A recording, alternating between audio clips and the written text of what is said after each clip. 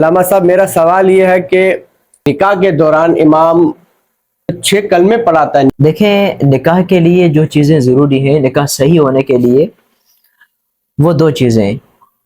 پہلی چیز یہ ہے کہ ایجاب و قبول کیا جائے، کہ لڑکی کی طرف سے ہو کہ میں نے اپنے آپ کو آپ کے حوالے کیا اور لڑکا کہے میں نے قبول کیا، یعنی ایجاب اور قبول.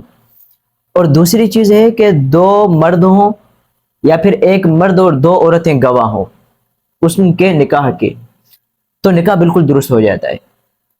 اچھا، یہ جو کلمے پڑھائے جاتے ہیں تو کچھ لوگ یہ سمجھتے ہیں کہ کلمے پڑھانا یہ نکاح صحیح ہونے کے لیے شرط ہے، تو ایسا بالکل بھی نہیں ہے. ایسا بھی نہیں ہے کہ اگر کسی نے کلمے نہیں پڑھے تو اس کا نکاح صحیح نہیں ہوا، نکاح بالکل درست ہو جاتا ہے.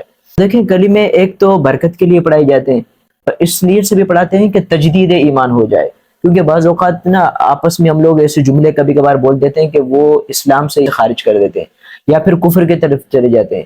یا پھر کبھی کبھار ایسا ہوتا ہے کہ ایک کا ایسا عقیدہ ہوتا ہے کہ وہ اسلام سے خارج ہو جاتا ہے، تو پھر اس بنیاد پر نکاح ایک اہم فریضہ ہے اسلام کا. اس لیے احتیاطاً کلمے پڑھائے جاتے ہیں تاکہ ایک تجدید ایمان ہو جائے. تو اس نیت سے اگر پڑھائے جائیں یا نیک فعلی کی بنیاد پر تو بالکل جائز ہیں، لیکن کوئی شرط نہیں ہے. اگر کسی نے کلمے نہ بھی پڑھے تو نکاح پہ کوئی فرق نہیں پڑے گا، کوئی اثر نہیں پڑے گا، نکاح بالکل درست کرا دیا جائے گا.